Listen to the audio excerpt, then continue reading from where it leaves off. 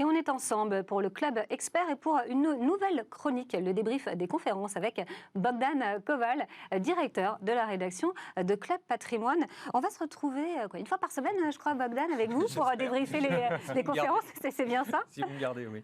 À quoi ça consiste, finalement, cette chronique? Écoutez, c'est la rentrée, il y a beaucoup de conférences. Les conférences ont repris. Alors, il y a des conférences en présentiel, ça commence, et il y a aussi des conférences en digital, les fameux webinars.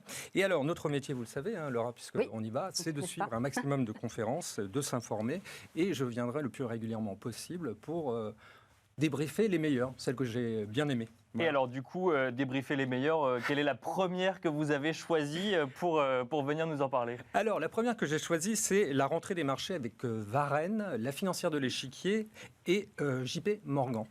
Alors, le thème, c'était simple, c'est la rentrée, tout simplement. Alors, c'est bien d'y aller pour voir un petit peu ce qu'ils pensent. C'était, est-ce que les marchés sont trop chers? Est-ce qu'il y a beaucoup d'opportunités? Voilà, c'est bien de... Value, croissance, etc. Oui, voilà. Qu'est-ce qu'il faut retenir, Bogdan, du coup, de cette conférence?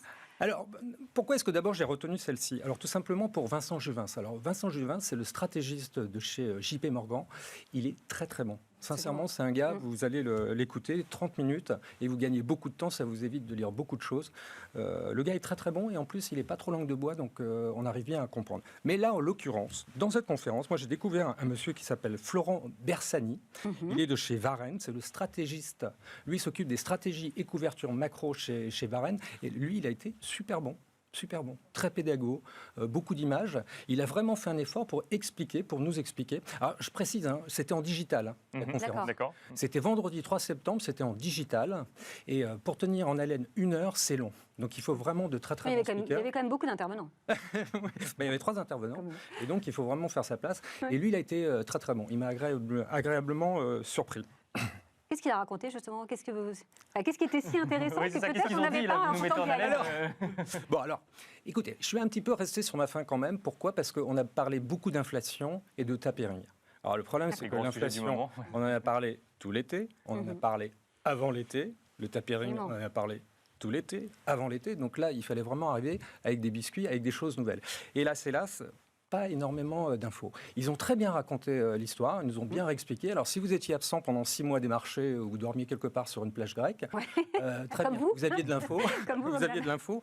Mais pour les autres, c'est vrai qu'on est un peu resté sur notre fin. Mais néanmoins, c'était quand même très intéressant. Quelles sont les priorités d'investissement de JP Morgan Asset Management là, pour les prochains mois? Écoutez, c'est simple. Une fois qu'on a dit tout ça, l'important, les messages, parce que c'est important de savoir ce que Vincent Juvin, par exemple, pour JP Morgan, qu'est-ce qu'ils ont dit? Alors, très important, l'inflation est un phénomène transitoire et non pas structurel. Il y a eu un débat, il y a des gens qui sont venus ici pour en parler. Tout le monde ne pense pas la même chose voilà. là-dessus. Pour JP Morgan, en tout cas, au T3 2022, la situation devrait se normaliser et l'inflation devrait reculer. Elle serait autour de 2,5 aux États-Unis et de 1,5 en Europe. Voilà, ça c'est important parce que ça conditionne toute la stratégie de JP Morgan. Et alors en ce qui concerne Varenne, quelle est la vision un petit peu de ces 6 derniers mois et les priorités d'investissement?